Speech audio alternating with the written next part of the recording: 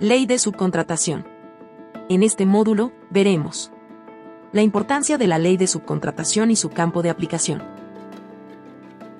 los derechos de las empresas principales y los efectos de su incumplimiento.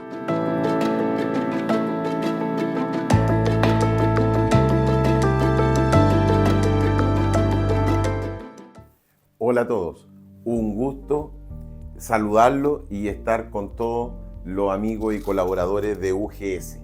Hoy día para analizar un tema súper importante como es la ley de subcontratación.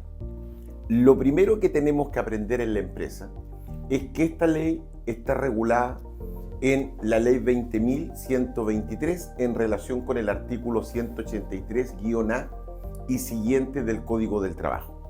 Esta ley, generalmente cuando uno conversa de ella, pareciera que es bastante compleja, pero la verdad es que no es compleja, sino que hay que entenderla y hay que entenderla en tres niveles distintos. Lo primero que nosotros tenemos que aprender cuando hablamos de ley de subcontratación es cuándo efectivamente esta ley aplica, es decir, cuándo a nosotros como UGS se nos va a aplicar la ley de subcontratación.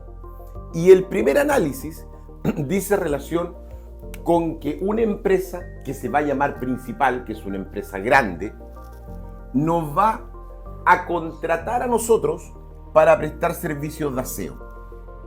Y la empresa que preste el servicio externo de un giro que no es el de la empresa principal, la empresa grande, esa empresa es la que va a tener que celebrar un contrato civil con la empresa UGS y en ese contrato civil se van a establecer las condiciones en virtud de las cuales se va a trabajar en esta materia. ¿Cuál es lo importante? Lo importante es que para que se aplique la normativa de subcontratación, los trabajadores que están en UGS deben efectivamente prestar servicios dentro de la empresa principal. Entonces se va a dar el siguiente fenómeno. El fenómeno es que nosotros vamos a trabajar en conjunto con trabajadores de la empresa principal en un mismo espacio. Cuando logramos juntar estos elementos, la normativa que se nos va a aplicar a la empresa principal, a UGS y a las demás empresas, ojo con eso, que estén dentro de la empresa principal, va a ser la ley de subcontratación. Eso es la piedra angular de cómo funciona la ley de subcontratación. ¿Qué es lo relevante? El segundo tópico. El segundo tópico es qué es lo que nosotros no debemos hacer o de qué tenemos que tener cuidado. La ley lo que hace es prohibir que los trabajadores de la empresa principal den órdenes directas a los trabajadores de la empresa contratista. Entonces, nosotros nunca tenemos que tener una estructura de trabajo donde las órdenes, la información o la comunicación sea directa entre los trabajadores de la empresa principal con los trabajadores de UGS. Eso es fundamental para nosotros para de esa manera poder cumplir lo que se denomina la implementación de la ley de subcontratación. Lo digo de otra manera. Si efectivamente los trabajadores de la empresa principal dan órdenes directas a los trabajadores de la empresa contratista, ya no estamos en presencia de la ley de subcontratación y estamos en presencia de una figura que se llama simulación, que obviamente está castigada y está sancionada por el Código del Trabajo. ¿Cómo tenemos que funcionar nosotros? Nosotros tenemos que funcionar siempre donde por cada empresa principal donde hayan trabajadores de UGS, nosotros tenemos que tener un jefe, no importa la calidad del jefe, no importa si ese es un supervisor, si es nombrado un trabajador jefe, si es un encargado, lo importante es que tiene que haber una persona que hace de referencia como jefatura. Y esa persona que hace de referencia como jefatura es la única persona que puede instruir órdenes, dirigir, informar a los demás trabajadores de la empresa contratista que están dentro de la empresa principal. Eso es fundamental para que efectivamente se dé de buena manera la subcontratación y se encuentre implementada en los términos del artículo 183-A y siguiente del Código del Trabajo.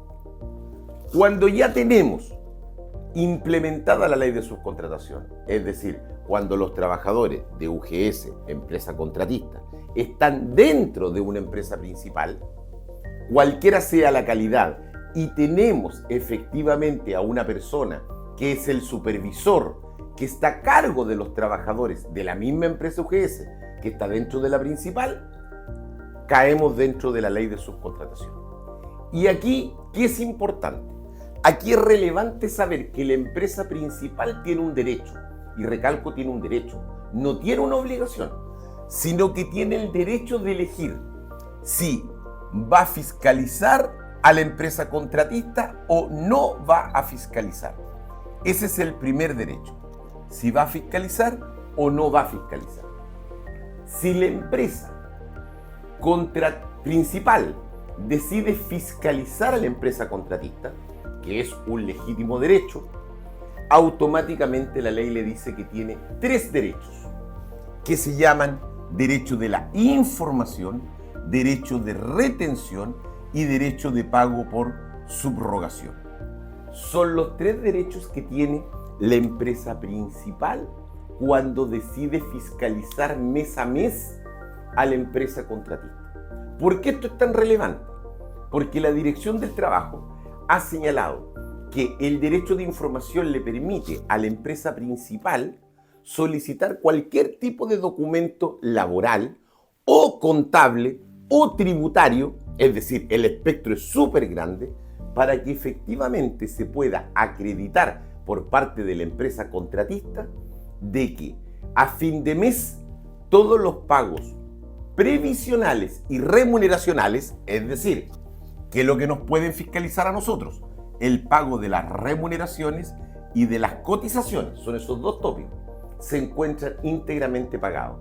Lo más probable es que ustedes sepan que el mecanismo más fácil para poder acreditar esto es con el certificado F30 de la Dirección del Trabajo, que es lo que piden la mayoría de las empresas.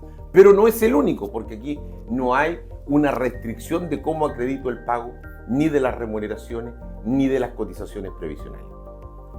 Si yo, como empresa contratista, nosotros, acreditamos de que se encuentra todo pagado, a fin de mes, remuneración y cotizaciones previsionales, el efecto que se produce es que se libera el estado de pago y a la empresa contratista se le paga el estado de pago de fin de mes. Pero, ¿por qué es tan importante el ejercicio de este derecho?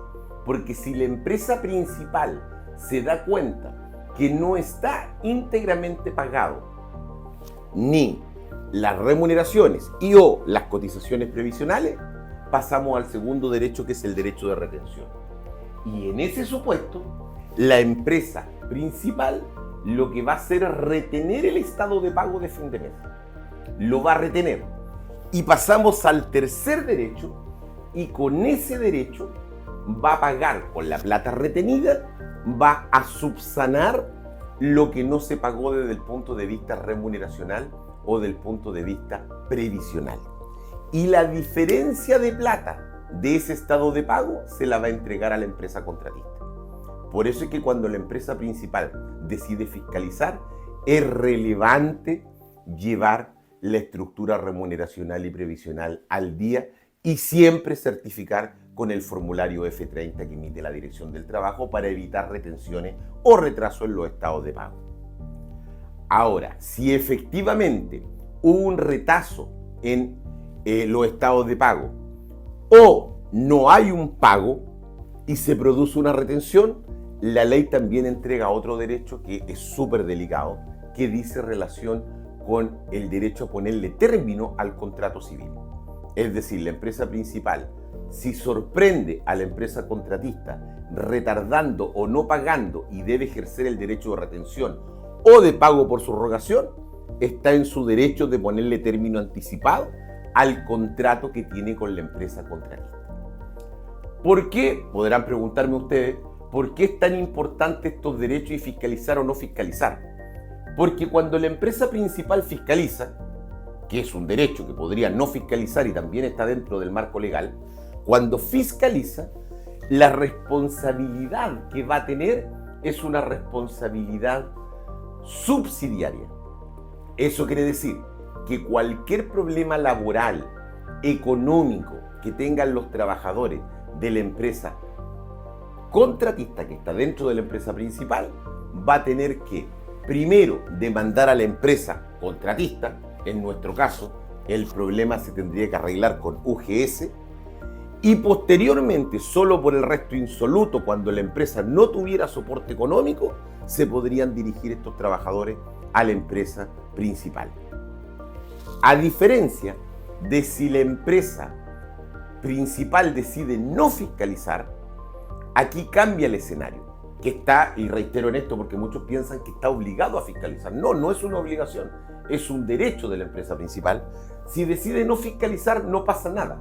Paga los estados de mes, los estados de pago a fin de mes, no hay ningún inconveniente, no hay ningún problema, pero cualquier trabajador de la empresa contratista que está dentro de la empresa principal puede demandar frente a un incumplimiento laboral a la empresa contratista o a la empresa principal o a las dos.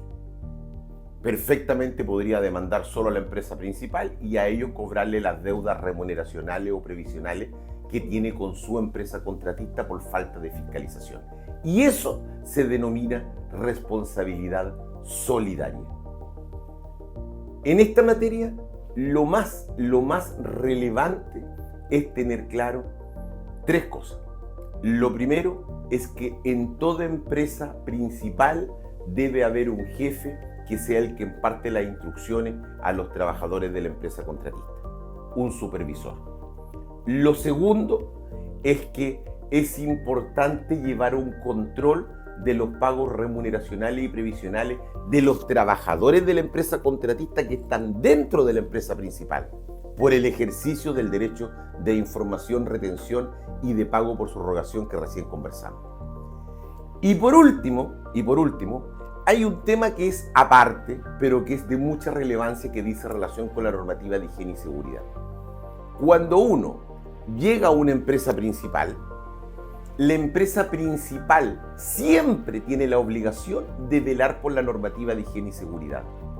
Por lo tanto, sin perjuicio que la empresa contratista también tenga responsabilidades, de todas maneras, la empresa principal va a responder por velar de que los trabajadores tengan todos los implementos de seguridad, de velar por la vida y la integridad, tanto de los trabajadores contratistas que están dentro de la principal, como de los mismos trabajadores de la empresa principal que están en la misma empresa o dentro del mismo lugar. Por lo tanto, en materia de higiene y seguridad, no se aplica lo que conversamos antes y siempre responde la empresa principal sin perjuicio de la responsabilidad de la empresa contratista.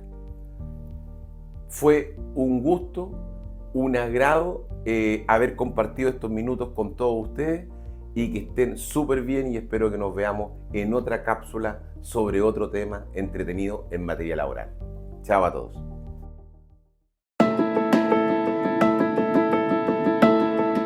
En este módulo, aprendimos cómo funciona la ley de subcontratación y su campo de aplicación.